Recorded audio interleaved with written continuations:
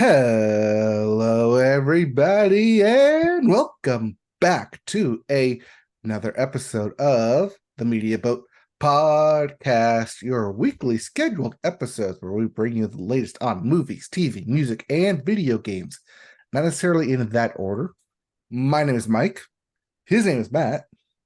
My name is Matt. His name is Mike. Thank you for joining us on this fine Tuesday evening. It is December the 12th, 2023. Today is episode 413. And yes, we're here to give you all of that and more. So why don't we just slide right into that? Yes, let's go right into it and start with the music section. Start the music section with the Billboard. Start the Billboard with the Hot 100, and we all start rocking around the Christmas tree because it's holiday season. As Rocking Around the Christmas Tree by Brenda Lee is your number one song. At number two, All I Want for Christmas Is You by Mariah Carey. Coming in at three, Jingle Bell Rock by Bobby Helms. At four is Last Christmas by Wham. And rounding out your top five, Lovin' on Me by Jack Harlow. They're slowly pushing Jack Harlow out of the top five. Next week, it'll be gone. Yep, just slowly pushing them down. As for your albums chart, your Billboard 200, at number one, The World EP, Finn, Will by ATEEZ. I feel like I just malfunctioned there. Yeah, a little bit. I assume this is K-pop then. I'm assuming as well. I don't know. Coming at number two is 1989, Taylor's version by Taylor Swift. Coming in at three, For All the Dogs by Drake. At four, One Thing at a Time by Morgan Wallen. And rounding out your top five, Tis the Season. Sorry, no. Christmas by Michael Bublé. Not Tis the Season, but hey, Michael Bublé's Christmas. It's here. Just had to fix his name. It was a weird typo, but yes. It was a bubble. I imagine that will go up further in the coming weeks as well. Yes. If you like any of those albums, we have no releases. I was going to say, well, too bad because nothing new is coming out this week. And get this, until the new year. So we are done with new releases for music. That means your official like wrap up of music for Spotify or Apple or whatever streaming device you have. That's all you're getting. That's it. Just re-listen to those albums. Not until 2024 will we have a new album. So enjoy Christmas music. Yeah. It's only for 3 weeks. You can handle it. If I can handle it, so can you. Well, let's get into the news then, shall we? But hey, so much news. Let's wrap up into the music bits. Num, num, num, num, num. So many bits. Num, num, num. We're going to start with a bit of triple threat of Taylor Swift, as she's in here for 3 different reasons. Yes. Starting with the Eras Tour. Still going on, still trotting the world, and has officially hit $1 billion in revenue. I believe it's the first tour to do that ever of all time. So that means that Taylor now has the most successful global tour ever. This also, I guess, coincides with early in the year where she officially made herself a billionaire. Yes. Based on music alone and sales and being General Taylor Swift, Denis. General Taylor Swift. General Taylor Swift.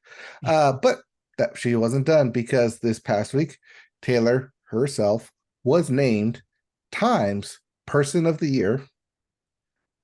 Cover art included with Kat. We're in it. She opens up an interview about Kanye's famous backlash and what led to her Eras tour and current romance with Travis Kelce. So I did not read the entirety of this interview, but I read a piece summarizing basically what she talked about. And yeah, she was pretty open about the ups and downs of her career, including what she refers to as kind of the lowest point, which was that Kanye / Kim Kardashian thing that happened with the song Famous, where they basically tried to gaslight Taylor, making her appear like she was the villain in the story for going back on her word about approving the lyric when she really didn't approve it at all. And so she talked about that kind of like being at her lowest point allowed her to retool the rest of her career, which led her on the path, starting with Reputation, to the reclaiming of the Masters, to the Eras Tour, et cetera, et cetera, et cetera. So yeah, she pretty much kind of lays it all on the line in the interview. There is a little bit of a debate about whether or not she should have been the Time Person of the Year, especially in a year where so much other things happened, arguably more important things happened. But I'm not Mr. Time, so don't yell at me. I am merely a messenger. But yeah, still, this makes her the first musician to appear as the Person of the Year in Time. Fun fact. That is actually a weird fun fact. Isn't that weird? It took them this long for that to happen, but yes, it's typically a politician, Right. some sort of world leader. It could be an actor, but I believe this is the first time it's a musician. Well, I'm curious as to when Time started doing Person of the Year, because you'd think like at least the Beatles and Beatlemania would You have would made think. such a big impact, right? But it turns out that in the 1960s, there were other people, more important figures, I think, to award. I believe it goes back pretty damn far, like pretty early in the magazine's history. Well, yeah, I know it goes far back to where like Hitler was at one point Times Person of the Year, because It's that's true, not and not at the one it's point, I not think several points. yes, because the Person of the Year is not the most important necessarily the most important person of the year, but the most influential person of the year. Right. Yeah, I'm looking Uh at the list right now, and yeah, it goes back at least to the 30s. oof. Wow. So it's been a very long time. So 90 years and one musician. I Yeah. don't like the odds for everyone else. So there you go. Anyways, Anyways, on the heels of being named Times Person of the Year, there was a deadly tornado that ripped through Tennessee this past week. Being Taylor's hometown, she decided to donate $1 million to help with the relief efforts. yes, yes. Why not use those billions for a good cause? And in this case, she has once again. So yeah, it hopefully will be used to help recover from the damage that the tornadoes have caused. Yes, and for all of you saying out there, $1 million is still a significant amount of money, even if it is 0.1% of the $1 Yes. billion that she currently is. But for relief efforts, it's something. It's definitely not nothing. Mm-hmm. But hey, there's other music stuff that happened this week, Yes. including Ariana Grande, as she inked a new management deal with Brandon Creed. Not Yes. that Creed. No, this of course follows her exit over at Scooter Braun's Mm-hmm. agency. So Brandon Creed will be her new manager, and it looks like they have quite a busy schedule already. Some pictures were shown earlier in the week of Ariana back in the studio, supposedly recording new music. And of course, she also has a lot on her table with the upcoming release of the Wicked films in which she will star. So yeah, she's got a busy, busy 2024 ahead of her. Yeah, but that Wicked film is next Christmas, though. Yes, a whole year for that. But maybe we'll get music before that then?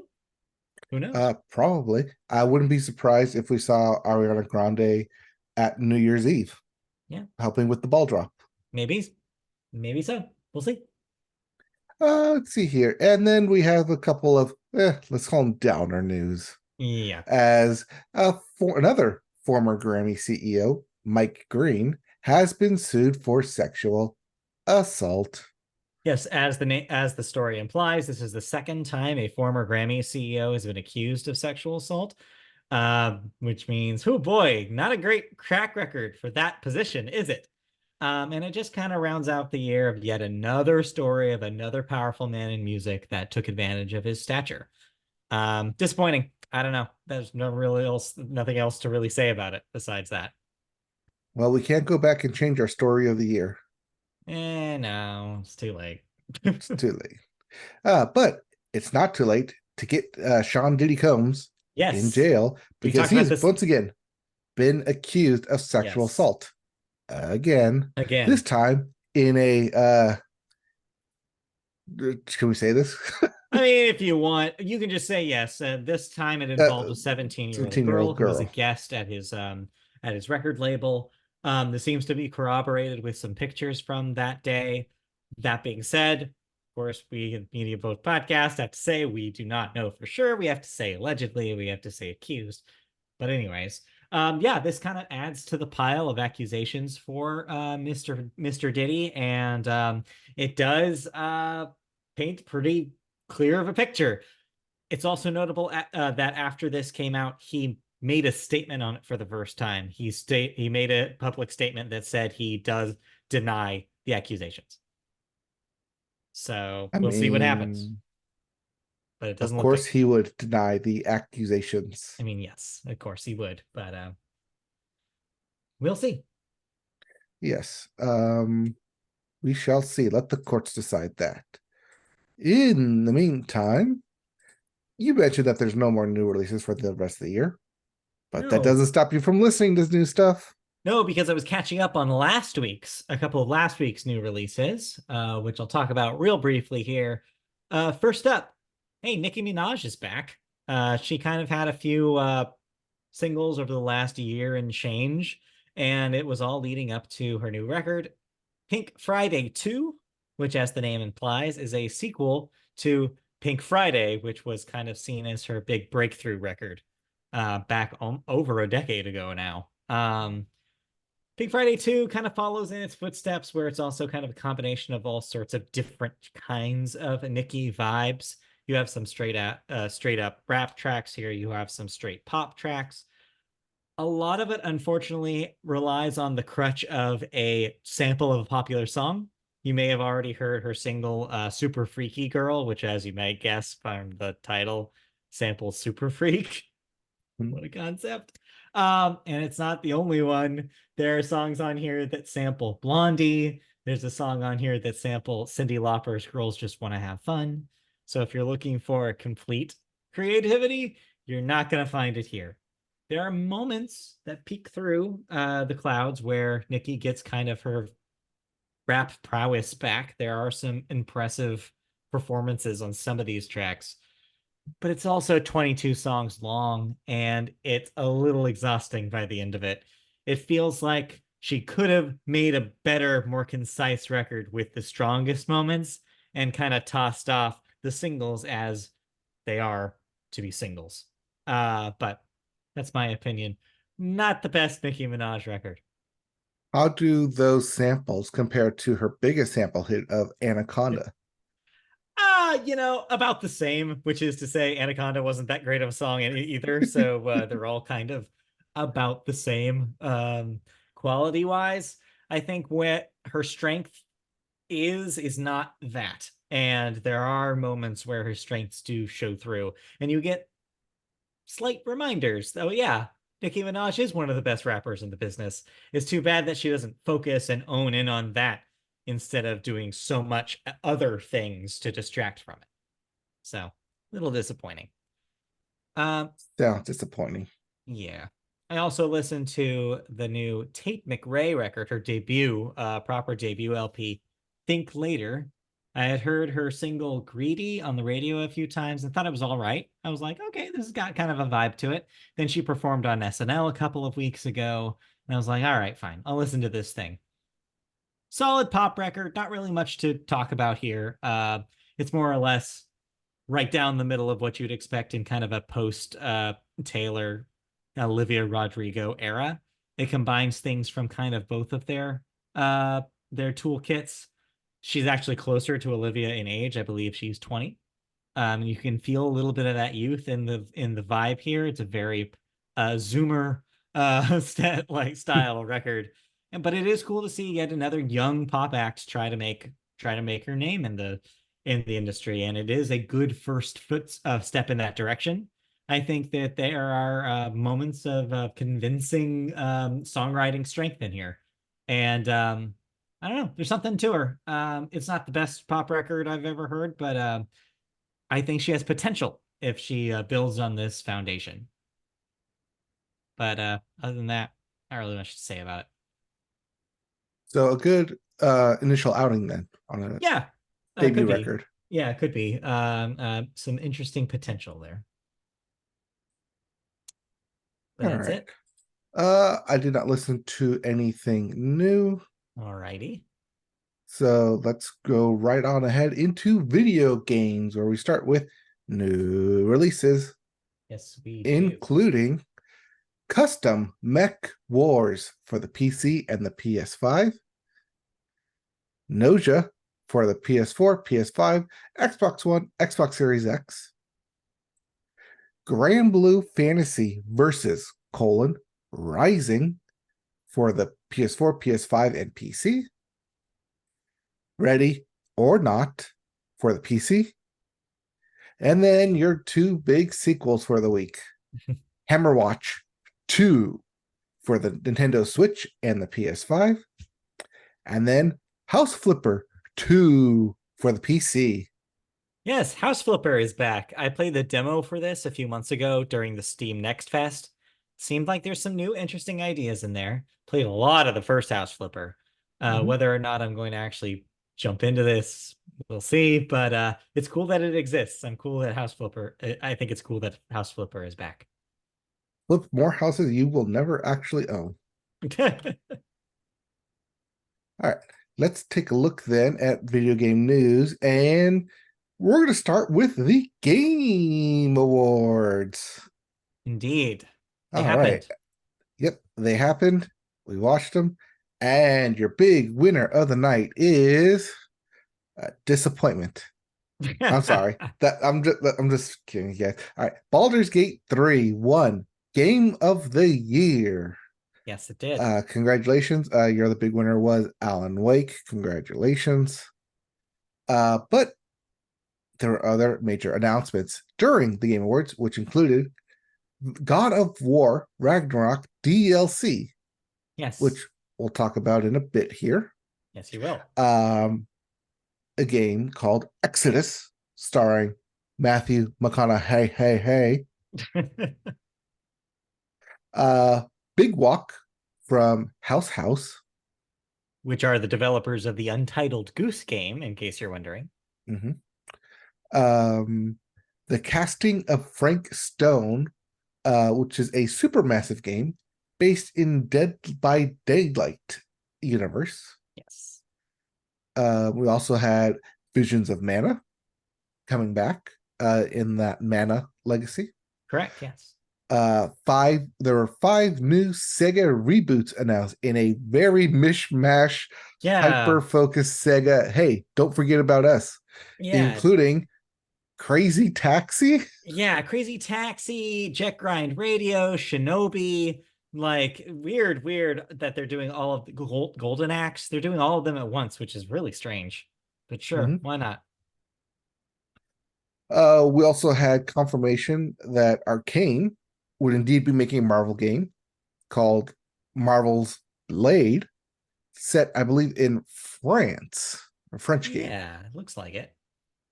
Then there's also the 3, albeit big announcements. First one being Light No Fire, coming from No Man's Sky developer. Hello, games.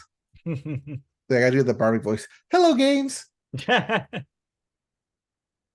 And then we have Monster Hunter Wilds Yes. official first look at that. Uh, Not direct sequel, but as we talked about in video games, following in the footsteps of the mobile release from Monster Hunter. And then, because Jeff Keighley is super good friends with Kojima, he brought him out, and then he decided to bring out director extraordinaire and comedian at one time, Jordan Peele, to discuss their new game, OD. Yeah. They could tell you nothing about it other than it's a super unique experience and nothing that you've ever seen before. But where have Yeah. I heard that before? So let's start with OD. That's a good place to start. This was interesting because it does appear to be built around the footage of a bunch of actors that Kojima presumably just threw a camera in front of and just had them emote and Hmm. say a bunch of dialogue. It seems like it's going to be both. I think they described it as both a game and a film. So it's going to be largely based on those performances. My mind kind of went to stuff like Immortality, like stuff that they've been doing over there. Uh, but maybe it's something else. Maybe there's more to it than that. I don't know. Remains to be seen. Notable that Xbox Game Studios is publishing this. So this is likely to be a Microsoft exclusive. So you won't see this on Sony's platforms. That's important to note here. They Hmm. must have financed it, which they had previously spoken about because I guess in some capacity it uses the cloud gaming stuff, like running under the hood. Not really sure how or why you'd need that, but that's supposedly what's happening here. So this actually is the payoff for those rumors that we heard a couple of years ago about Kojima doing a horror game with Microsoft. This is that. So in a way, this was kind of a long time coming. As for Jordan Peele's involvement, I mean, I guess that's pretty cool. I mean, say what you will about his career trajectory since Get Out, but he is an Academy Award winner. Keep that in mind, and it is neat to have him involved in a video game, whatever this may be. So, yeah, OD sounds interesting. Not sure yet. I mean, Jordan Peele's last film was Nope. Yeah, I think that was last year. I'm pretty yeah, sure that that was was it. last year. That was last year. Yeah. But his Monkey Paw Productions has still been putting out other horror films as well, just with him as a producer, Right, because it's backed by the studio. No direct involvement from Jordan Peele. right. So, hey, he has time, I guess, to work on something this nutty. Hmm. As for other highlights for me of the night, Light No Fire looks really, really cool, although I'm sure it's very early in development. I remember seeing it kind of reminded me of that feeling that everybody got when they first saw No Man's Sky, which was like, wait, you can't really be doing this much in one game, right? And it's funny to have it again from the same people, that same vibe. Hmm. Because I was like, seems like a cool idea. There's giant dragons you're flying on and making settlements, and like you can just see something on the horizon, eventually get there from presumably like days of traveling, just like you would if you were really traversing a real planet. It's just wild to think about what that game could be when it's actually released. And the fact that a team of 12 is working on it is just incredible. So, Yeah, that's probably the one game that I was very interested in seeing because it did feel like a society game, kind of like No Man's Sky, but instead of being like instead of multiple planets, everyone's going to more or less start off in the same world, and you yeah. build from there, community wise. Yeah. Then, as for other announcements, one that's not on here that was actually my highlight of the night was the new Don't Nod Hmm. narrative adventure game, Lost Records, which seems to be, well, exactly in my wheelhouse, let's say. So I'm very excited to see what that is. I mean, the fact that the Don't Nod team is returning to a narrative adventure game again seems really awesome to me in the first place. And to see them go back to like a mid 90s like bunch of female friends discovering something supernatural seems like a really cool hook. So I'm ready. There's also the time jump forward, Yeah. a la Very yellow it jackets. or Yellow Jackets or Yeah. Yeah. where you have both a story that takes place in the present and in the past. Right. So they could do some stuff, interesting stuff with that game. Looking forward to that one, but that's late next year, so it's a bit to wait for sure. And then My yeah, surprise highlight was the announcement of Final Fantasy 16 DLC. Was yes, not expecting that to happen, but we'll talk about that in a bit here. yeah, we'll talk about that in a moment. Last thing I'll say about the Game Awards overall, though, and yeah, just to reiterate the point that everybody made is people have completely lost the plot about what they think this is and what they want it to be. It's very important you go into the Game Awards remembering this is a bunch of commercials, and in between there the occasional award. People have been taking these awards way too seriously, but I don't necessarily think it's those people's fault 100%. It's also Jeff Keighley out here making it seem like it's a bigger and more important event awards event than it really is.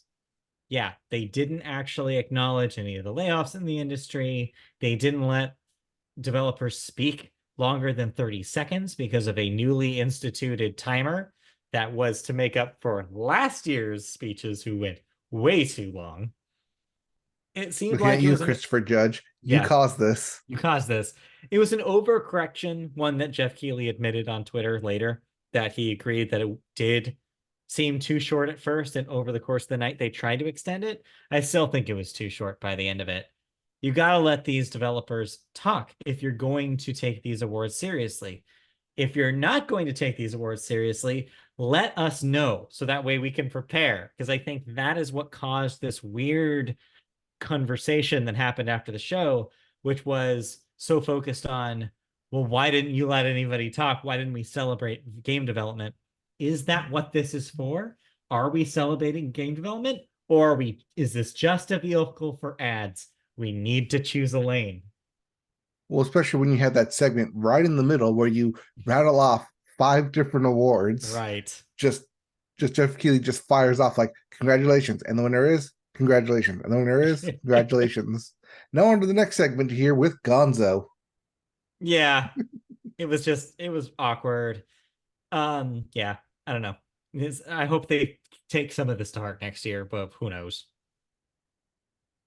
Who knows? Any last words about the Game Awards? I mean, that's pretty much what it is. I mean, the fact that we aren't really even talking about the awards says a lot. There were Mhm. awards given out. Congratulations to Baldur's Gate, I guess, but really, they were pretty forgettable. Did it make you want to go on and get Baldur's Gate now? I mean, I've been wanting to play that, not because of the Game Awards, but because of just how effusively some people have been talking about that game. It's definitely on my list. And that now it's out on Xbox, which is great because that's probably where I play it. So I guess I waited long enough, but yeah, it seems cool. And yeah, it might be cool to check out. All right. Well, you can play it, but you can't change your list. It's true. No, As our lists are in stone now. They've been yes, our recorded. end of the year game list Yes. for video games has been in stone. It's been recorded. You can listen to it right now. Well, after this podcast. Yeah. Don't wait until this is over. Also, if you want to see the write-ups that we did for them, check it out on mediapodcast.com. They are up now, and you can read and see my fancy graphics. Yes, you actually finally got me to write something for the website. Yes, God It took forbid. a whole year. Anyways. Anyways, hey, there's other stuff that happened that we have to wrap up in the gaming bits, Yes. including Google has lost its antitrust trial to Epic in a decision that could have major ramifications for app stores in the future. Yeah, this is interesting. This is slightly different than the Apple ruling. They actually did have two suits going at once, the Apple suit and the Google suit. So this does make it an interesting conversation and kind of ties into our conversation that we had in our games wrap up episode just recently, where we're talking about the possibility of a Microsoft App Store kind of wiggling its way into an ecosystem. Well, here you go. The runway is spread in front of them. Android is soon, if the courts have their way, going to become a democratized place for all sorts of different app stores. So the Google Store is not going to be the only game in town very soon here because of what Epic has done here. Now, will you have to download the Epic Games Store from Epic Games itself and not from the Google Store? You might have to, as long as Google, like, and at the same time as Google making adjustments to their store to allow more flexibility with payment methods. So I think both will happen. I think you will see Epic and Microsoft and whoever else wants to get their toes in here to establish their own stores. Well, Samsung already has its own like Samsung store whenever you get a Samsung phone because they want you to get within their own ecosystem in the same way Apple does. Yeah, I wonder if those are grandfathered in because it's the manufacturer as Right. opposed to anything else. So yeah, a lot of options coming soon, I'm sure. Yep. We other bits. We also have Embracer. Finally confirms closure of Time Splitter Studio, Freddy Radical. Yeah. This puts an end date on the Studio Free Radical. Yeah, this had been tossing around for the last couple of months. It seemed like this was an inevitability. And here it is, the other shoe dropping. Free Radical, in case you're wondering, they made the Time Splitters games. They're actually made of a bunch of ex-Rare people who worked on GoldenEye 007 way, way, way back in 1997. So that's where that DNA was, in case you're wondering. And yeah, the studio had been pretty quiet. There had been rumblings a few years back about a Time Splitters reboot, but it never happened, and now it probably will never happen. So, RIP Free Radical. RIP indeed. And speaking of things that are dead as a doornail, our last bit of gaming news. Bring out your black armbands. Yes. Bring out your black suit. It's officially here. Yeah. Ding dong, ding dong. E3 is officially dead. The Yeah. organizers have confirmed. They finally decided to stop beating the dead horse and just let it lie. E3, or the shambling zombie corpse of E3, which has been essentially since the pandemic started, is now officially dead and gone. So yeah, we can officially say from 1995 to 2023 is where it lasted as a brand. It is no longer going to happen, which means Jeff Keighley gets the award, gets to hold the only get together in Los Angeles Summer in the Games summer Fest. times with Summer Yep. Game Fest. It inherits the E3 slot officially now.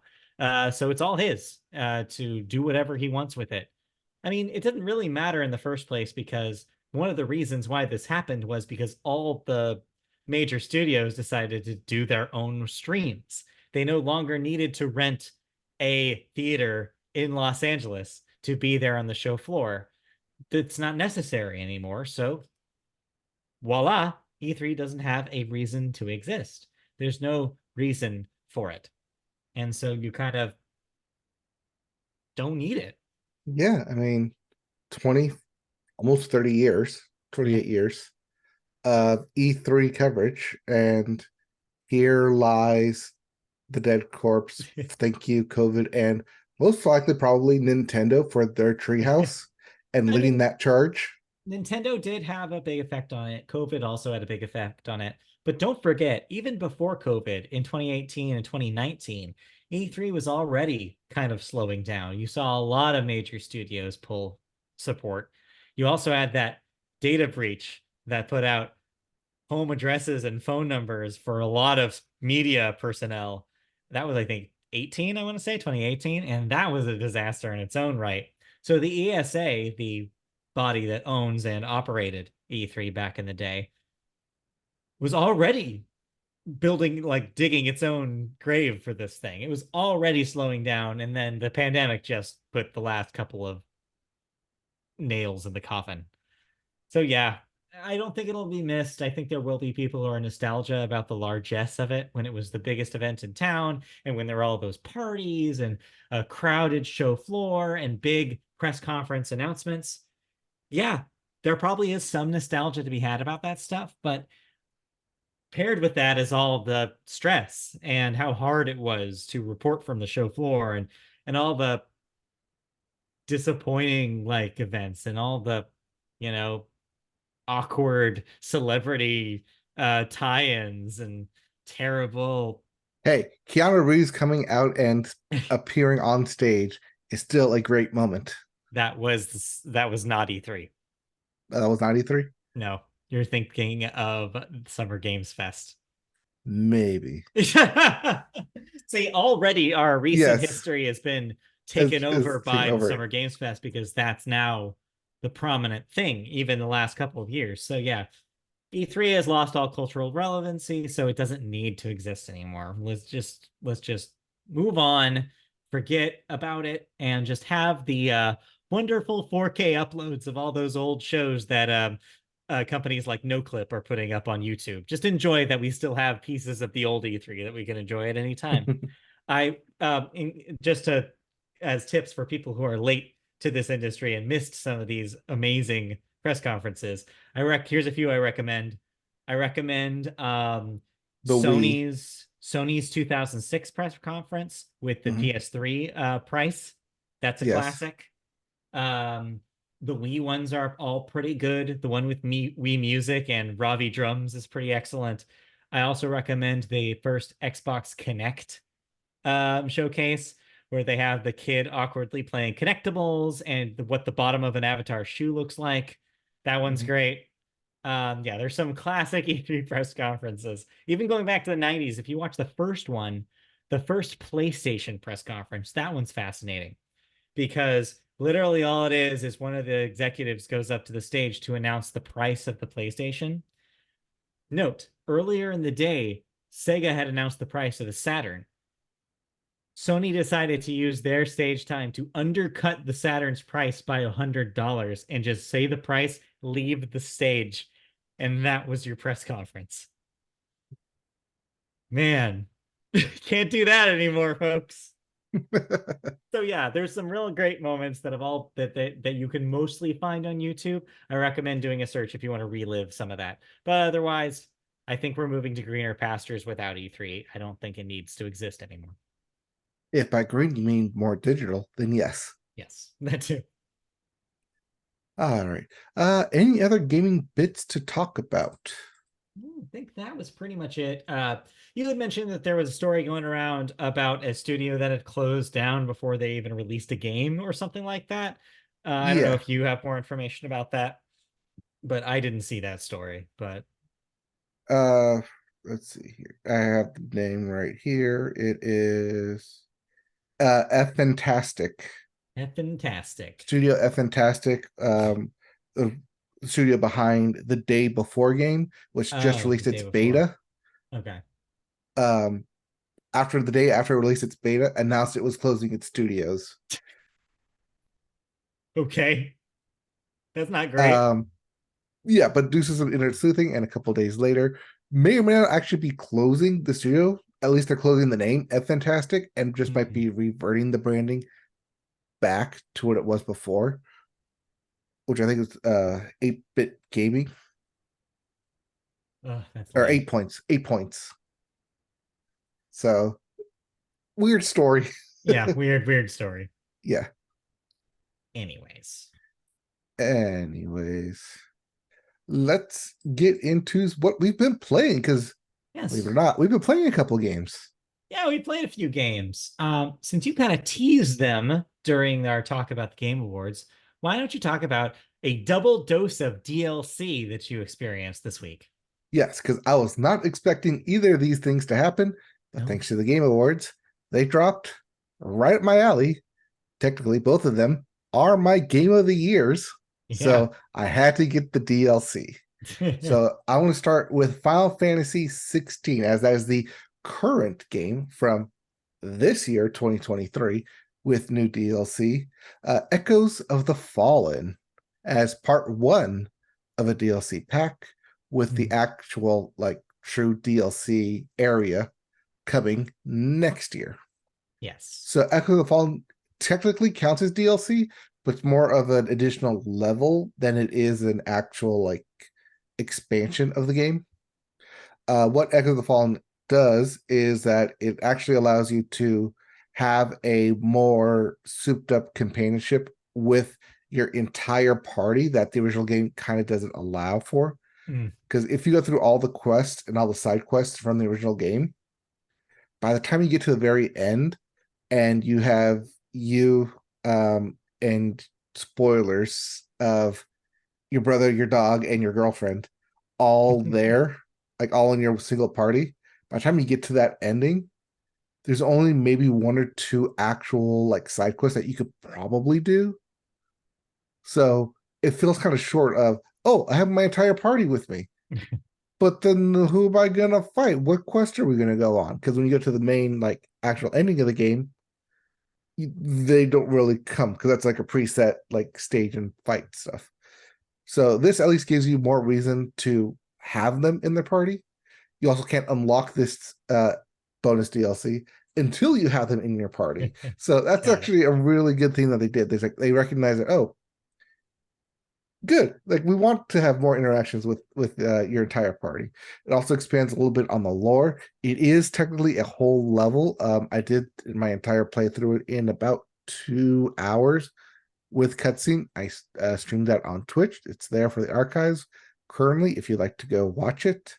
But it does move pretty fast. It doesn't really expand as much on the lore of Final Fantasy 16 as I kind of expected or kind of wanted.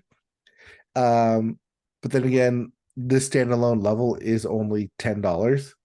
So for the price, yeah, it gives you more of what you want, which is higher boss battles, higher gear, higher level cap, and an actual like challenge in that coincides with the finale of the fights. But because of the way the game is set up, you can actually continuously run through that same story scenario in arcade mode. So it gives everyone that really loves the game, like I do, that additional bonus challenge that it's not just a one and done. You can run through it as many times as you want. Well, that's cool. I mean, $10 seems like nothing for if you really enjoyed that game and want a little more of it. Well, yeah, but that's why I bought the pack. So I'm waiting for the other part to drop. Right, which will probably exactly. $20. The DLC combo pack, $25. Okay. Assumption is that the next big land area is going to be 20. So instead of buying individually at 10 now and 20 later, you can get 25 now, $5 discount for both DLCs. Okay. So cool. Yeah, cool. But if you didn't want to spend any money, I mean, like I tend to do for most games, and you really enjoyed last year's game of the year for Media Podcast, for better or for worse. I don't care what you say, it still is. God of War Ragnarok. Well, much to everyone's surprise, we actually got free DLC. That's right, free DLC for God of War Ragnarok. You don't have to pay for this. You can download it from the PlayStation Store and play it. This is God of War Ragnarok Valhalla. Yes. And it is one of the games, or one of the types of games that I really, really, really don't like. And I expressed just how much I don't like this kind of game during our year-end wrap-up. Except when it's in Hades. Yes, except when it's in Hades. Because that is technically Greek mythology. And hey, I guess Kratos is Greek mythology, so I guess that's my one caveat. If you make a Greek mythology roguelite, then that is like right up my alley. And so that's what God of War Ragnarok Valhalla is. It's its own separate entity from the base game, meaning you don't have to play the actual game to enjoy Valhalla. That being said, you pretty much should play the game before you play Valhalla. It does act as end game DLC, wherein you have every part of your armor and abilities souped up already automatically. It's assumed that you 100%ed the game because hey, why wouldn't you? And then it sets you off into a rogue-like scenario in Valhalla, the fighting afterlife for Norse mythology. And each encounter is different and unique. Each chest that you open at the end of each counter is different and unique depending on your play style. Also, depending if you're trying to 100% it, because there are certain goals of, hey, you must complete a run with all of one of each weapon, of one of each perk, of one of each rage, of one of each blah, blah, blah, counter, shield, what have you. So it does lend itself to multiple playthroughs, but as I just got done streaming earlier today, it actually doesn't go just into the backstory kind of afterlife of Kratos through God of War 2018 and God of War Ragnarok in Norse mythology. There's actual elements from the original Greek trilogy as well in God of Wars 1, 2, and 3 from 2006, I want to say.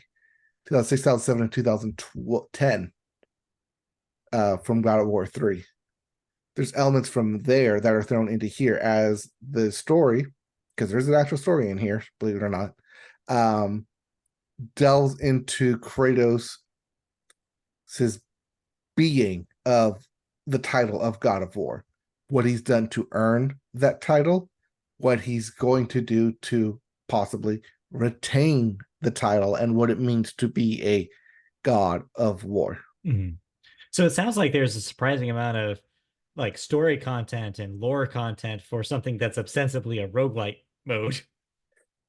The fact that it's a roguelite road set in Norse mythology and then getting thrown back to Greek mythology with Greek characters showing up. Right. Spoiler and Like unspoiler. like a It's full like within the circle first moment for hour. the franchise, right? Like a Yeah, little bit. it took me by surprise that that's where it was going, and two, I was like, whoa, I like where this is going. Thank you for like acknowledging like his past Yeah. and bringing that to his present, because those lines and like him talking about his Greek mythology and his like Greek background from the first three games, more than just those three base games, also like including the side games as well, are mentioned and littered throughout both God of War 2018 and God of War Ragnarok. But to see it like actually come to fruition and to like life, more or less, like seeing it like actually influence him and some of those choices that he made or you were forced to make in that game, Yeah. come back and be like, hey, remember when you did this? Like, yeah, we don't really know if that was the right call or not now, do we? You God of War murderer, you. So this brings a lot of that to light, and I think it's really great. I think it's like a really, really good surprise. One that we haven't this DLC, but also that they're actually like taking their time to harken back to those older games and draw direct inspiration from his Greek heritage. Okay. So is this going to possibly be like a bridge to whatever the next thing they do with the God of War franchise? Unsure because Yeah. Valhalla itself is an afterlife. So Hmm. technically, in order to get there, you must have died in battle to get to Valhalla. Right, and that has not happened. What do you mean? Right. Well, yes, Kratos has died multiple Well, deaths throughout yes, the but series. yes. So kind of? Well, okay, so I get what you're trying to get at, but technically his deaths in canon, assuming you played the game, assuming you played all games and with zero deaths, technically his canonicity death happens at the beginning of God of War 2 and technically God of War 3 because he goes through hell twice, two or three times in those Greek games. He doesn't really do it in the Norse mythology era, although he does go to Helheim several times. So technically, that is I don't know. I don't know. death. Who can say? But yeah, Anyway. God of War Ragnarok Valhalla. It's free for God of War Ragnarok now for the PlayStation Store. Highly recommend you finish the game base game first before playing this one because it starts off right away with some like heavy, more or less spoilers. Also, if you've never played those original games, some of the stuff might be like way over your head and you might be lost. Like, what is this? Yeah. So play those original games. Combat may feel dated, but the story still is a good one to be told. All right. Well, sounds like it's a couple of welcome surprises then for Yeah, you and that's this why God of weekend. War Ragnarok and God of War Ragnarok Valhalla, God of War Ragnarok New Game Plus is my game of the year for Ah, no, no, 2023. we already did this. We already did that. Listen to that podcast if you want that. Meanwhile, to all of that, I also played a free game that got a lot of updates over the last week. Yeah, this is the expansion Yes, of Fortnite. the big bang has happened in the Fortnite world, and there are new modes to play around in. There are actually three new modes. There is the Lego mode, the Rocket Racing mode, and the Festival mode. I have not played the Lego stuff. Not for me. I'm Mhm. just gonna leave that for the kids. But I did give a shot both the festival and the rocket racing modes, And I'm actually surprised with how fun both of those are. They've done a pretty decent job of getting people who don't really love Battle Royale reason to download and install and play Fortnite. They're very viable, interesting modes with a lot to play around in. I'll start with Festival as it's kind of the meatier of the two, in my opinion. It's developed by Harmonix, so yes, it's a rock band esque. In fact, you are choosing instruments, you are selecting songs. Of course, you're not playing with the plastic instrument. More on that later. But you are playing a rock band esque track based rhythm game with other people on the internet. And it immediately feels like a rock band game. Immediately you jump in, and as long as you know what to expect, you're hitting those buttons on the beat, you're holding to sustain notes right away, and to a rotating cast of songs that are all pretty recent. They're all pretty relevant. Right now, The Weeknd is the big push, so there's a lot of Weeknd songs involved. There's a bunch of Weeknd skins that you can get to play in all the modes. And yes, all of your skins that you already have bought or unlocked in Battle Royale mode come over to this mode. So you can have a Peter Griffin singing with an Ariana Grande on guitar, or with I don't know, LeBron James on drums. Like, it can get ridiculous with Jack Skellington on lead guitar. It's a weird thing. Yeah. Or you can just be normal and have Ariana Grande and The Weeknd Yeah, you sing the could. song. You could do that. But trust me, there's going to be a lot more bananas up there than there are going to be actual people. There's some weird skins there in the Fortnite universe, and you're going to see them all. One slight caveat about the festival mode, as you might guess, since you don't have a plastic instrument, it relies on some sort of intuitive or not so intuitive button mapping for you to like tap along with. Because it's a 5-note track, you need 5 buttons to be mapped in whatever way you deem like comfortable. Well, there's a learning curve to that. The default has left and right as the two left lanes, and then X, Y, and B as the remaining 3. The logic, of course, is you're moving across left to right on the controller itself. I kind of had some difficulty learning that just out of the gate. I was like, wait, which one? Ah, oops, I pressed the wrong direction. And I kind of messed up a lot. And it did take me a while to get used to that. Though, because it's Fortnite, you can remap those buttons to something that you feel more comfortable with, including the button that activates overdrive.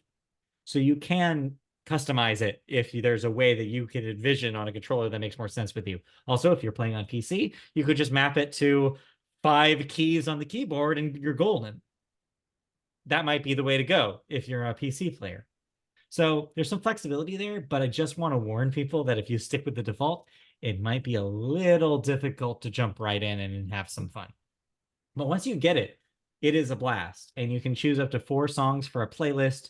So the 4 of you and 3 strangers or friends, if you can lobby up, like, can just kind of go and have fun and start playing music. And there's not even limits about who can play what instruments. You can have 4 vocalists. You can have 3 bassists and a vocalist. You can have any kind of combination of those 4 instruments. And the difficulties, just like in Rock Band, go from easy to expert. The more notes as you get into the harder modes. And you're earning stuff just like you would if you were playing the Battle Royale mode. So you're leveling up. You're getting experience for your same leveling system as all the, like, just one season pass for all of it. So the songs. This is going to come up with a lot of people because as I mentioned earlier, right now it's set up for a free rotating set of songs that everybody can play and have access to. If you want to play a certain song when it's not on the rotation, you have to purchase it. And this is where people have a little bit of an issue with this. Right now, the songs are on the store for 500 V-Bucks each, which is even more expensive than the $2 songs on Rock Band store. So just keep in mind, if you want to continuously buy a lot of songs from the store for use in Fortnite Festival, you're going to have to hand over a lot of real world money to do that. There is a season pass-esque festival pass where you can have access to that season's whole library, but it's pricey. It's twice as much as the season pass for the Battle Royale mode. So just know going in that they had to pay for that music licensing, and they're going to make you pay for it too. So yeah, but it's interesting and it's pretty fun for what it is, and it gives me hope that in it's like almost like this alternate universe where everybody was yelling at harmonics for so many years, just make Rock Band a subscription. Well, they finally did it. It's just in Fortnite and not in Rock Band. Womp womp. Then Rocket Racing is the other mode I tried, and yeah, it is what you think it is. It's a racing mode developed by the developers of Rocket League. So you kind of have that floaty, kind of fast-paced car design and that racing model, but in a racing game proper. And so far, there's only two courses. I don't know if there's only two courses right now, but there's only two courses that I played in the 4 or 5 different races I raced. And there's a little bit of a Ridge Racer style drifting around turns. There's some other cool like element to it, which does make like a real sense of speed when you're coming around a corner. And there's also a unique, as far as I know, turbo mechanic where you're not just hitting it once, you're also hitting it kind of like timing it like almost like an active reload from Gears of War a second time to further your turbo boost. And there's also some mid-air stuff that you can do, not too dissimilar to Rocket League's, where you can kind of feather the A button to stay in the air if you're trying to traverse a long gap. There's a tutorial that walks you through all of this. It makes it pretty simple. And just like the Battle Royale mode, you'll only race against bots for the first 5 levels. So once that passes, once you've had your time, we're like, man, I'm really good at this. I keep getting first place. Then you'll get tossed into the pool with everybody else and then start losing. So yeah, it's a pretty good foundation, I think. There's cosmetics for the cars, as you might imagine, so you can start really customizing your ride in different ways. Yeah, there's a lot they could do with that mode, and there's a lot of potential to it. So I'm interested to seeing where they take it. But yeah, it may or may not have reopened that Fortnite for me, and maybe I'll jump back in for a little bit just to try out really what these new modes have to offer. So Now, yeah. can you see your different skins driving the cars, or is it a hooded vehicle? It is, maybe it depends on the vehicle. I had a vehicle where my avatar was completely hidden. There might be some convertible options later where you can actually see them, which makes it a little less fun if you care about the skins than Festival is, because you're going to see those skins right up front. Yeah, you're going to lose the skins unless you really go heavy on customizing the vehicles. I think that's what they're trying to do there. They're trying to incentivize you. Well, yeah, you can drive with your favorite driver, but really what you want to see is your cool souped up car. And so, yeah, each of those modes has its own incentive to monetize you further, which, yeah, depending on how you look at it, is a little nefarious, but not really, because some of the stuff that you unlock for Festival can be used in Battle Royale and vice versa.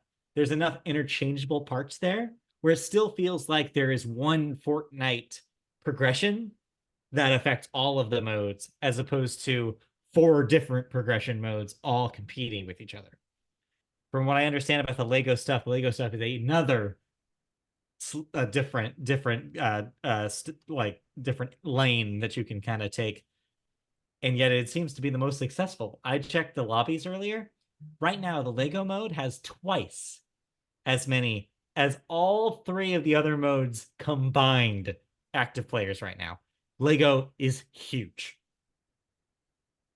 I mean, Lego is everywhere, and yeah, it sounds like Epic made the right deal with Lego to get people back into Fortnite. I mean, it's really smart, right? Think about it. What is Minecraft but Legos? They're not really Legos. So why not make Minecraft in Fortnite with the Lego license? It's brilliant. Because you already have the build element in right. the Battle Royale. Yeah, so it was a brilliant move.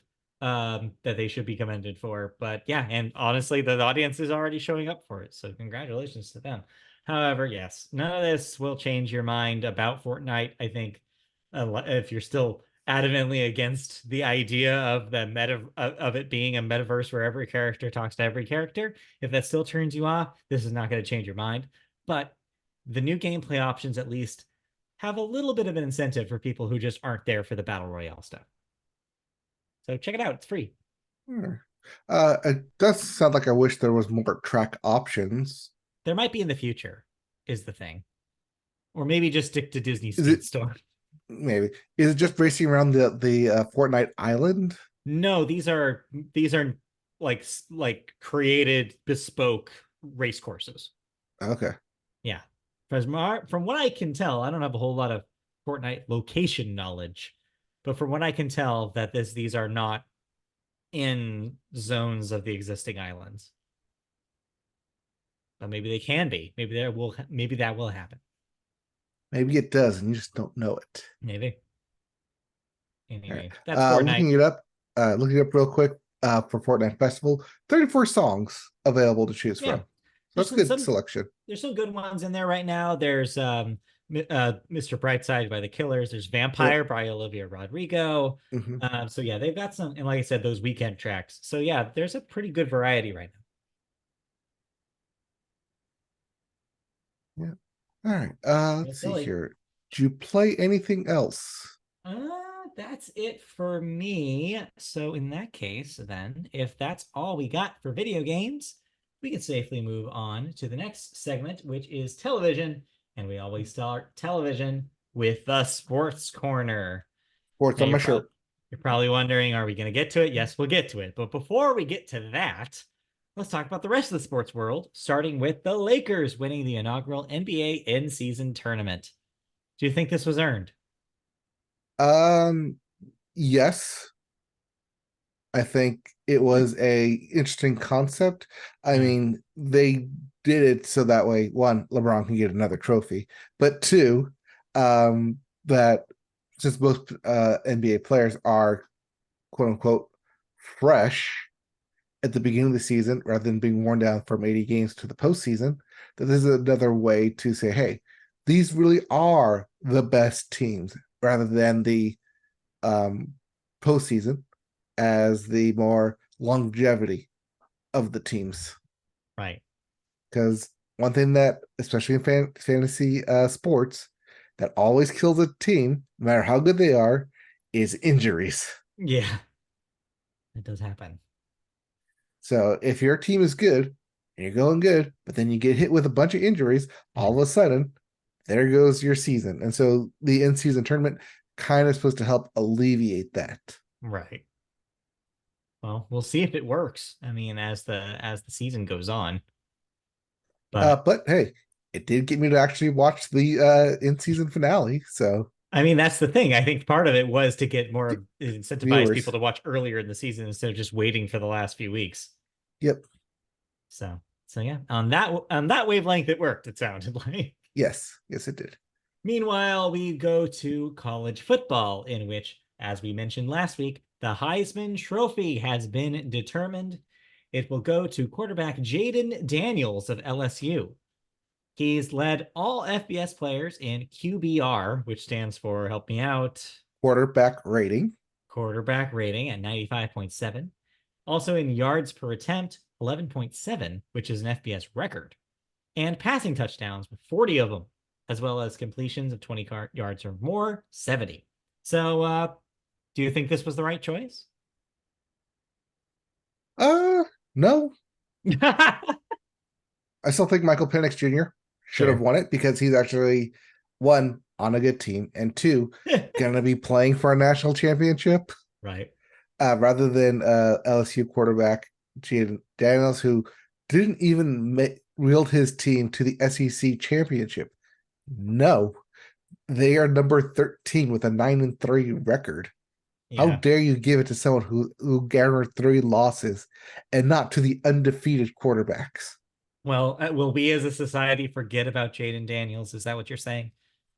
Yes, because Jaden Daniels would only have this high QBR rating and yards per attempt and passing down records if it wasn't for Malik Neighbors, the star wide receiver at LSU, who didn't even get nominated.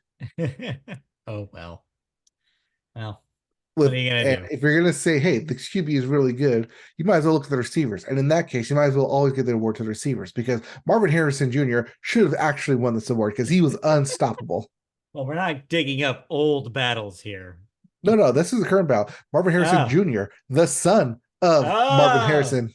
ah, my brain. I just went back in time for a second there. I know, right? The junior is coming out. I That's believe he's scary. declared. Oh, also in FPS news, Drake May of University of North Carolina, officially the first quarterback to declare for the NFL draft. He will not play in his upcoming bowl game. He is expected to be a top 5 pick. Okay. Well, there you go. Look forward to those when we get to the draft later in the year, Yep. or next year. But for now, let's move to hockey, where your own precious LA Kings have set a new record in the NHL, an 11 win start on the road in a single season. Yes, to start the season. Yeah. I mean, think about it. You have 50-50 shot of winning each game, more or less, stats and all that. But just assume you call heads or tails correct 11 times in a row. Yeah, that's wild. Yeah. That's how crazy this start is for 11-0 on the road. What? They went for the overall record in a season, which is 12, but unfortunately lost. So that's where it ends. But yeah, the overall record for wins on the road is 12. Wow. At any point during the season. This is the record for the start of the season at 11-0. Well, what do you think this means for the Kings? Do you think this is an auspicious start to the season? I mean, I hope it means good things, but then again, they better start winning at home and have a good record at home as well. You can't Right. just You go kind to of someone need both. else's home and declare it theirs. We need both of those things, unfortunately. Yes. All right. Anything else in sports before we tackle our biggest story in the sports world today? In NFL news, there are 30 Saturday games. Because the upcoming Sunday games and then upcoming Christmas games on the following week, they need to give these teams enough time to, one, schedule both broadcasting rights, Right. but also give teams enough rest between games. That makes sense. Also in the NFL, the San Francisco 49ers have officially clinched the playoff berth. They're the first team. Congratulations, maybe. That's only because of the remaining games that are left in the season. No one else in that division can catch them. So Okay. they get the berth. Talked about and then in unfortunate news, both the Carolina Panthers and the New England Patriots, the first two teams to officially be mathematically eliminated from playoff contention. Okay. And this is also the earliest exit for Bill Belichick as the Patriots head coach. Yeah. Oh. All righty. Well, with that, we must move on. All right, yes. Wasn't there also something else that happened earlier this week in sports? Yeah, there was one thing. There's some rumblings, a huge signing. Again, whether or not there was trying to track a plane that was going to Toronto. We were all and tracking that plane. Everyone was tracking that plane. whether or not well, yes, what we're talking about is, of course, Ooh. Shohei Ohtani, who was Real quick, breaking yes, news. Because breaking news. mentioning of the New England Patriots being eliminated from the playoffs, Okay. there are rumors now swirling around that this will be Bill Belichick's last season coaching the New England Patriots. I would not be surprised. Allegedly, they started looking after their loss in Germany a couple of weeks ago. So this may be the end of the Belichick era. Oh, well. But hey, at least he lasted longer than Tom Brady in the league. So I guess so. But at what cost? I guess at what cost? At what cost? The cost of Bailey Zappi. That's what the cost was. All right. Before we get sucked back into the black hole of football again, let's talk Hey, we're about not talking about the baseball. Raiders. No. Haha. No, let's talk about baseball instead, because yes, the biggest sports story of the week and probably of the year, all like year as a whole, even though we're weeks away from the year being over, it was that big, was Shohei Ohtani. Shohei Ohtani, you know, the way that we're used to hearing his name, is now one of the highest paid athletes in sports, and is now the highest paid athlete of all time in baseball, because he has finally signed his brand new deal, which will be, in case you've been living under a rock and you haven't heard yet, a 10-year, $700 million contract with the Los Angeles Angels. Dodgers. Damn Sorry. it. No, didn't quite work out for the Angels, but nor did it work out for anybody else. The contract is the largest in baseball history by more than $250 million, which, of course, tops the 12-year, $426.5 million deal that now former teammate Mike Trout signed in 2019. The $70 million average annual salary also easily eclipses the previous annual record of $43.3 million for Justin Verlander and Max Scherzer. By the time the deal concludes in 2033, the $700 million deal alone will eclipse the total career earnings of other sport athletes, including Tiger Woods at $157 million, LeBron James at $530 million, Mike Trout at $480 million, Patrick Mahomes. I almost said Mahomes. Yeah, you did. Mahomes at $500 million, and Cristiano Ronaldo at $536 million. While there is no cap on MLB salaries, like those that exist in other professional sports leagues, teams are taxed when a player's salary exceeds the threshold, as in Ohtani's case. However, Ohtani knew this going into this, and he had a plan. He has agreed to defer all but $2 million of his annual salary. That's $68 million of that $70 million each year until after the completion of the contract. That means the deferred money will be paid out without interest from 2034 to 2043. At the current price, by the way, this is just a fun fact. The current price of a jersey at $175, the Dodgers would have to sell 4 million of those jerseys to cover that $700 million contract. And it just so happens to be 9 million people in the Los Angeles area alone. So if every other person goes out and buys a Ohtani jersey this holiday season, they can easily make up that $700 million contract. So, all right. So let's start talking about this. So there's a lot of things to touch here, but the first thing that I want to talk about is what may have been, because it seems like this deal was shopped around to several teams, not just the Dodgers. It seems like what people have been able to dig up is that the Giants saw this deal. The Dodgers obviously saw this deal. The Blue Jays probably saw this deal. So it ended up just being what everybody figured it was going to be, where Ohtani wanted to play. Los Angeles makes sense. He's already here. He doesn't have to move. The rest of the Japanese press that follows him around also don't have to relocate or potentially move their livelihoods away. It's the second biggest audience for the sport in the US, the first obviously being the New York area. It all just made sense. There was no way. I was trying to explain this to some other people this week. There was no possible way it was going to be any team that wasn't the Dodgers. This was going to be the way it was going to be. It just depended on whether they would accept the deal that he was going to give them. And they accepted. The Dodgers had the money and they agreed to the terms. So this was always going to happen. This was inevitable. Yeah, I mean, the overall contract was essentially the number. We knew it was going to be a long contract. Right. Even though he's coming off of double Tommy John surgery. Yes. Who knows if he's ever going to be able to pitch again. Right. Chances are if he's in LA, he's going to find some doctor to get him to pitch again. I mean, yes. I Um, think what you bought here was a designated hitter. I think that's the thing yes. to remember. And with the potential down the line that maybe he could pitch again, but in what capacity is still unknown. Maybe he can't be a starter anymore, but maybe you put him in as a closer a few years in the future. Like Mhm. there's some ways you can use him that we To don't not wear even out that arm. Yeah. right. That cannot We saw him necessarily. as closer in the Yes, World Baseball Classic this past year. we did, and he was great at it.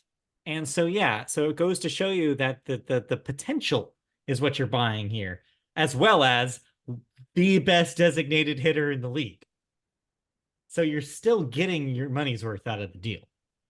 Yes, while the Dodgers will definitely be getting their money's worth out of the deal, I'm not sure about the fans in the LA area because if they weren't already, the only way you can watch the LA Dodgers in Yes. and around the LA Yes. and Southern California area is to have Spectrum cable, So not yes. internet, cable. That is Spectrum a Sports Network. that is a big issue for a lot of people. A lot of people are going to want to watch these games here in LA. Makes sense. And the fact that you're going to be blocked out of that, a lot of people are going to be upset. That being Even if said, you have like the MLB app right, you are and pay for blacked it, out, yeah, you're blacked out based on your location. which means the league has the opportunity here to do the funniest thing possible to Spectrum, which is pull that blackout restriction in the 2024 season. If they do that, so many people will be so happy, and it will bring people in flocks to MLB TV. Yes, it will. We'll see It if will that definitely get me to happens. do it at least. I was thinking about not re-upping my subscription this year, but Right. maybe I could be convinced. Yeah, it If they get rid of also. those blackouts. So yeah, I think that ultimately it made the most sense for Ohtani. It was a good move. I think it's a good move for the league. Also, it's a great move if you live in the Los Angeles metropolitan area because we need the money and like to be put into actual infrastructure, and that could actually help us. So yeah, there's a lot of things that are actually that are they're good about this deal. But yes, it is sad to be an Angels fan and look at what we kind of had and the potential that we're losing here. That is kind of the one gray cloud in this, I think, the story for at least for Angels fans. I mean, it is, but at least he's close enough to where Angels fans can still go and support Ohtani. Yeah, if they want to spend like 3 times the amount of money that they spent to get a ticket at Angel Stadium. Yes. But this does mean that freeway series now Oh, comes with extra baggage. yeah, sold out already, I'm sure, for those single day tickets. So don't even try. Yeah, it's gonna be brutal, those series. So prepare yourself. But yeah, overall though, it's an interesting deal and a new, yet another record to pin to Otani's, like Otani's already growing list of records in the league. And it's really going to, I think, bring a lot of people, a lot of interest to the game again this season, just to see what happens with when Ohtani is on a team that has a history of playoff appearances. I mean, now that's the goal, right? Get Yeah. Ohtani a ring. Absolutely. I think that's his goal as well. I think he's been very clear about that. He wants to win. And this is a team that gives him the ability to win in a way that the Angels as an organization could not deliver on. All right. What they could deliver on is what I said before in our own side chat of what they should have done with Ohtani. And what he Yes. ended up doing anyways was give him the goddamn Bobby Bonilla deal. Yeah, that's what he's got pretty much. It's true. Yeah. That's So ultimately in what's 10 happened here. years' time, how much will 68 million actually be worth Yeah. in 10 years' time? Accounting for inflation here. Does that mean that 68 million is worth more then than it does now? You can ask that question, but Ohtani doesn't care because what he cares about is the game, and that's always what it's been. So this deference plan does not surprise me in the least. He will live the same way he's always lived and play maybe even better baseball than he's ever played. Who knows?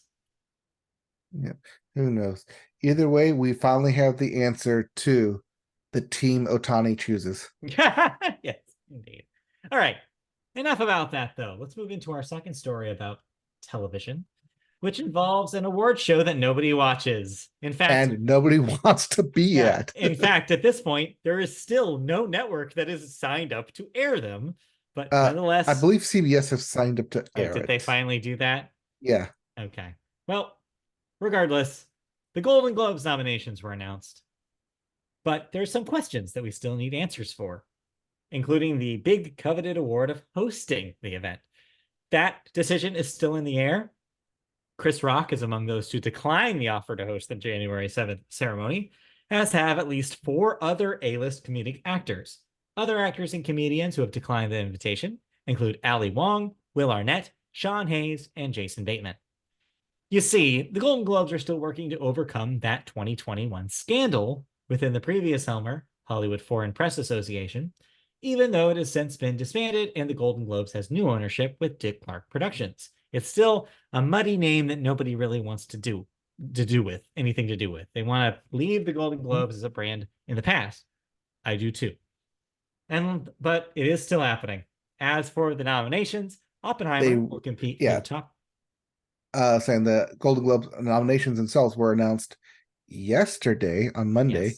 So while we do have nominations and the awards show will go through with both TV and movies being given out, we don't know who's going to host it, if there's going to be a host. They have done years where there has been no host, and that's just what they end up doing. Right. Unless they want to call me right now, because I'll say yes. I don't think we're high enough on their list. I think we might be on page 700. So anyway, as for the nominations, Oppenheimer will compete for the top drama prize alongside Killers of the Flower Moon, Maestro, Anatomy of the Fall, The Zone of Interest, and Past Lives. For its counterpart, musical or comedy, Barbie will match against Air, American Fiction, Poor Things, The Holdovers, and inexplicably, May December, which is not a comedy or a musical. You didn't laugh at the entirety of May December? No, I did not. You didn't find it funny? We talked about how hilarious that concept is. Is it though? Is it though? Anyway, the Golden Globes thinks it is. Well, the Golden Globes is funny in its own right, so maybe it should. So yeah, those are your that I get what to look forward to, question mark, to for the Golden Globes. I don't care enough. I just don't know who cares about this. Unsure at this point. Technically, because of the writer strike and actor strike, this does begin the award season, because unlike most people, they don't really count the Gotham Awards, but we do here. So Golden Globes will kick off awards season for the new year, happening on the 7th, which is 4 weeks away. We'll see. 1, 2, 3. Yeah. Just over 3 weeks away. Yeah. It's a quick turnaround time for those Globes, apparently. Yep. All right. With that, let's move on. Did we have any television to talk about this week? Still watching Julia. Haven't finished that yet. Started watching the FX Hulu show Murder at the End of the World. Okay.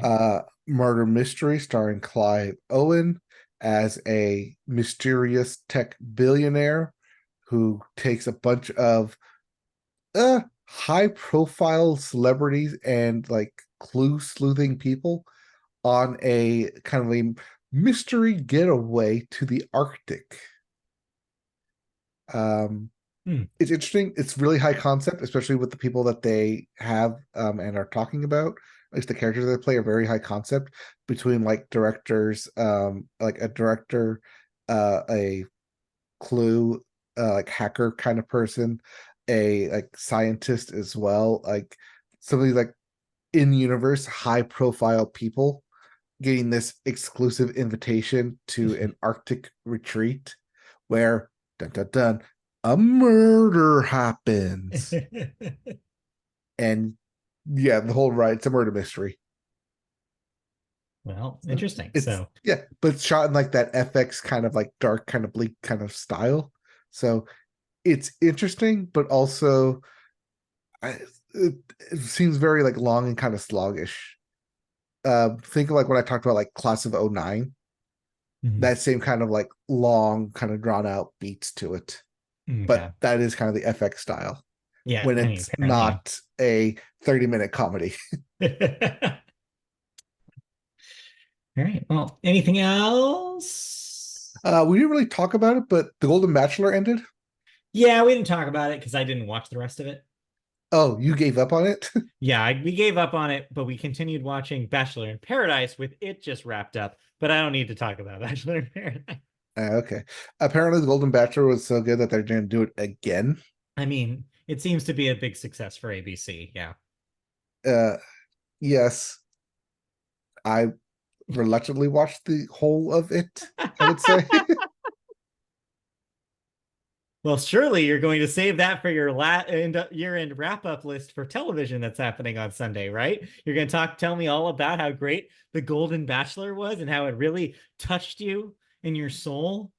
Of course, in my old soul of mine. That's why I'm not talking about it here. Yes, totally. Yeah, Totally. you listening can tune in and find out if he's bluffing or not. Anyways, all right, let's move And on. We got cancellations and renewals to talk what am I about. no longer watching? You're no longer watching Central Park on Apple TV Plus. That has been canceled after 3 seasons. Meanwhile, Freeform has canceled Cruel Summer after 2 seasons. Freeform has also canceled Good Trouble after 5 seasons. AMC has canceled Lucky Hank after just 1 season. ABC has canceled Station 19 after 7 seasons. Long run, but couldn't quite keep going long enough. Uh, I mean, that's the spin-off from Grey's Anatomy. And hey, Grey's Anatomy is still going. Yeah, so there you go. And then Stars has canceled Hightown after 3 seasons. Moving on to some renewals for y'all. Apple TV Plus is bringing back Foundation for a 3rd season. Max has announced a 2nd season of the Adventure Time spinoff Fiona and Cake. Prime Video is bringing back Leverage: Redemption for a 3rd season. I Fox is, thought I didn't know there was a second season for that. well, there you go. You have some catch up to do on the Yes, I Leverage front. do. Fox is bringing back So You Think You Can Dance for an 18th season. That will be a summer Netflix, show for yeah. sure. Netflix will award a new Squid Game winner in Squid Game: The Challenge Season 2, which has been confirmed. Prime Video bringing back Harlem for a 3rd season. MTV bringing back Jersey Shore: Family Vacation for a 7th season. That's too much of that. Peacock will revive Twisted Metal for a 2nd season. Apparently that 1st season did okay for them. Yeah. Or they don't have anything else. Yeah, might be both. Netflix will bring back Blue-Eyed Samurai for a 2nd season and Love is Blind for 2 more seasons, bringing it to 7 so far. Yep. That 6th season will air just in time for Valentine's Day. Oh my God, I just saw one of these deaths for the first time. I actually didn't know it happened. Shit. Because that literally just happened. Jesus. Good reading as it is. We'll get there. That's okay. Well, so we have a couple of deaths to talk about. I guess I'll do that one first because I'm a little torn up. You're very shook right now. Yeah, I totally didn't expect that. I didn't. Wow. Okay. I know because I literally like typed it up as it happened. It says as of like 5 minutes ago. And I didn't scroll down to the sheet to see it, so I didn't see what was happening. Andre Brower, age 61, just apparently passed today. Known for, of course, his role in Homicide: Life on the Street, where he played a cop, and Brooklyn Nine-Nine, where he played a cop. And played the shit out of those cops. Yeah, definitely a great dramatic actor, but also proved in Brooklyn Nine-Nine a great comedic actor. Kind of the best of both worlds. Just such a charming guy, just a strong, intimidating presence, such a iconic voice, just like the whole package, really. And it's just, man, yeah, that's a sad one to see him go so young. Yeah, I was not expecting this one at all. I mean, 61 is young, especially in terms of life of an actor, and he's like an established veteran in the acting world too. Oh yeah. So yeah, that's a sad one. But taking the headlines in the television world this week, Passing away at 101 years old, none other than television legend Norman Lear. He's, of course, a Hall of Fame TV writer and producer, known best for All in the Family, Maude, The Jeffersons, pretty much every show that was a spinoff of All of the Family. Basically changed television, honestly, with the satire of All in the Family. Kind of retooled what a sitcom was capable of in the 70s, and it did create basically the template for sitcoms going into the 80s to the 90s to all the way to today. It was penchant social commentary in an era that needed it. And yeah, if it wasn't for Norman Lear, I don't know if television comedy would have matured in that way and would have evolved in the way that it did. So yeah, an incredibly important figure in the history of the medium. Lots of groundbreaking topics, Yeah. comments, commentary, Yes. even showcase from those three shows Yeah. in and of themselves. Yeah. I mean, 101 though, I Um, mean, yes. Obviously, this was not super surprising given yes, given but his age. yes, but given that we just did Audrey Brower at Yeah. 61, that's why we say 61 is young compared to like someone like Norman Lear, Oh yeah. 101. So yeah, so there you go. He will definitely be missed. Both of them will be missed for their each of their contributions to television as a form. So yeah. On that note, let's try to pivot into the movies section, where we always start with the weekend box office numbers. Let's start at the number one spot, where debuting this week at number one, The Boy and the Heron, with an impressive $12 million. That, of course, the Studio Ghibli film, Mhm. in semi-limited release. Not the whitest of the year, that's for sure. No, but it was Still, the new film, but yeah, also still pulling off. Studio Ghibli. This is the dub. Sorry, Yes, the sub dub. dub, They're dubbing over. Yes, they correct. dubbed it. Yes. With Robert Pattinson and a few other Yes, Florence Pugh. right stars. So yeah, congratulations. That's a really great debut, and it's cool to have a Ghibli movie premiered at number one in the US box office. That is followed at number two by The Hunger Games: The Ballad of Songbirds and Snakes with $9.2 million this week. That's at 135 million for the year. Number three, Godzilla Minus One, another Japanese import hitting the top five with Yep. another $8.5 million. That's at 25 million domestic. Number four, Trolls Band Together at 6 million this week. That's at 82. And rounding out your top five, Renaissance, a film by Beyonce with another 5.4 million this week. That's sitting at 28 million total. And a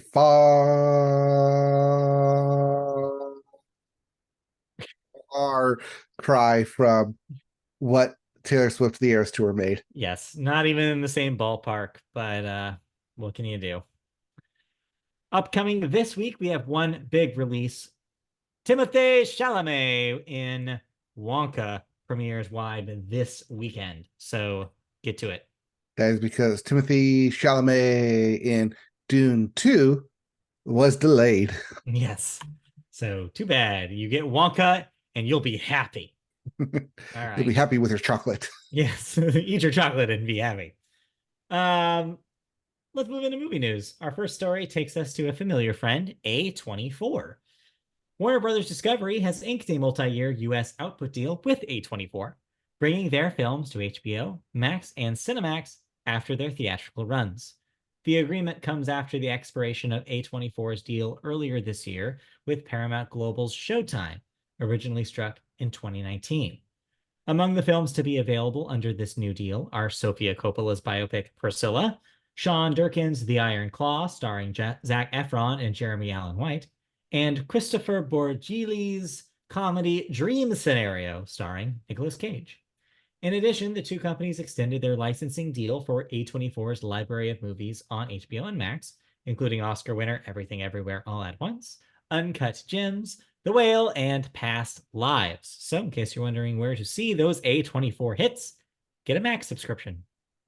And in case you were wondering why you couldn't watch them, they were hidden away at Showtime. Yeah, they were buried in Showtime. By the way, you didn't have this week, but just while we're talking about Showtime, Did you see this? It's the bit about Warner is going to basically rename the Showtime brand on like extended cable, and it's going to be called Paramount Plus with Showtime. That's going to be the name of the network. What? Yes. No. Yes. Why? It will no longer be named Showtime. Did Ohtani beat them with a trademark? They took the W out. Well, Anyway, yeah, because that W goes on his wall in the win column.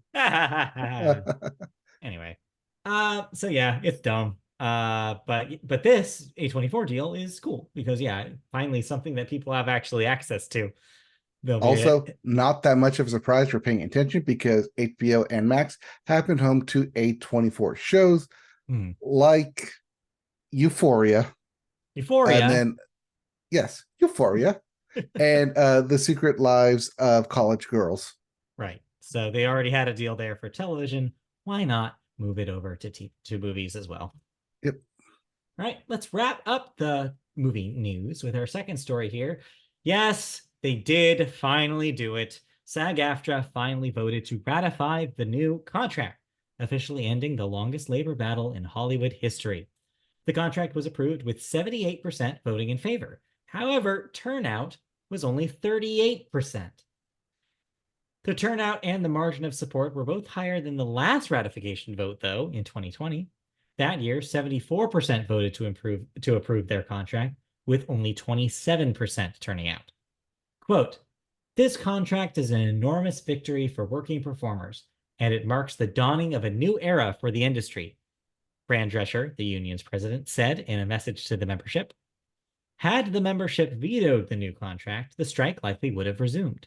The deal provides a 7% increase in minimum rates in the first year of the contract and a 40% or $40 million residual bonus for actors on streaming shows. The deal also provides the first ever protections against the use of artificial intelligence to replicate performances. It's important to note, though, for some actors, the language did not go far enough to allay their fears of being replaced by AI. The contract does not prohibit studios from training AI on actors' images to create synthetic performers who bear no resemblance to any live action actor. So that means you can't have robot Bruce Willis, but you can have Discount Bruce Willis. Yeah, Bruce Willis, and he can do all the things that Bruce Willis does, for instance. So not a perfect deal, but Bruce Willis, not the perfect example because he did sign away his AI rights. Do that, but you know what I mean. But yeah, so not the perfect deal, but I don't think there was ever going to be a perfect deal. And so I agree that this had to be ratified just for the sake of being able to get back to work. That being said, that 38% turnout, as you pointed this out to me off the podcast a few weeks ago, or a week ago when this happened, is worrying because it means that large swaths didn't even show up to ratify it, just kind of letting it happen without their vote. Right, and that's what we talked about last week before the actual turnout was announced, that there was a huge push to try and get this veto to not pass this current bill because of the AI protection or lack thereof, that they felt that they could do more in terms of protections. Right. Now, this contract is only for 3 years. So we'll be right back here in 2026 and we'll see how far AI has come in 3 years. Yeah. Then again, we talked about, or streaming was talked about during the 2010 deal, and that was 3 deals prior to this one. So we'll see when AI actually comes to fruition and they actually they being the SAG-AFTRA union decide to actually put their foot down and stop it from taking over most of Hollywood, if not all by that time. Yeah, I don't know. Hopefully there's not some sort of Skynet scenario, but everyone goes to Skynet. I never go to Skynet. Metaphor. I know, but I prefer everyone go over to her instead. At least with her, you can have sex with it. All right. And with that, let's get out of here. That's been the Media Boat Podcast. Before he starts having sex with more AIs, let's end this show. You can find us all sorts of places on the internet. Best of all, MediaBoatPodcast.com, where stories are going up as we speak for a year-end wrap-up episodes, which, by the way, will continue this Sunday. We already have in the can video games and music. Coming this Sunday, we'll have television, where you'll learn what our favorite TV shows of the year were. And then we'll wrap it up with movies after that, favorite movies of the year, and then our final show on New Year's Eve, where we will look to the future, what 2024 has in store for us. Then we'll also have the regular podcast as well on Tuesday, so don't miss that either. If you want to see those in video form, you can go to YouTube, search YouTube for Media Boat Podcast, and join our channel. Like, subscribe, click the bell for notifications for when a new video goes up. You can also find us in audio form if you're old school like that. You can find us on Spotify, Google Play, Apple Podcasts. I'm sorry, I've been talking a lot today. I also did a bunch of other things with my voice today, so I'm a little. But yeah, Amazon, iHeartRadio, whatever you listen to podcasts, you can search Media Boat Podcast and find us there. You can also find us on social media platforms like Twitter or X, if you so choose, where we're at Media Boatcast. Facebook, search Media Boat Podcast. Gmail, you can email us questions, comments, feedback at MediaBoatPodcast@gmail.com. We even play video games on twitch.tv/MediaBoat. You played some Final Fantasy 16 earlier today, for instance. I played some, and we'll stream some more God of War Ragnarok Valhalla as I try and get through that. Trying to unravel that story. So tune in for that too. So with that, we will see you next time, or on Sunday for the year-end wrap-up special. Either way, we'll see you soon. Yep, we'll be back with more news, more thoughts, and more of us. Hey, by the way, if you guys want to start it, that Killers of the Flower Moon 3.5-hour epic is currently available on Apple TV Plus. So we might be able to talk about that next week. I also think my show is coming on Netflix this week too. If not, that's next week's issue. Okay. But we'll get to those soon and need to start picking our movies. I guess so. But before that, we will get to TV this upcoming Sunday. Look forward to that. Sunday. See ya. All right. Bye.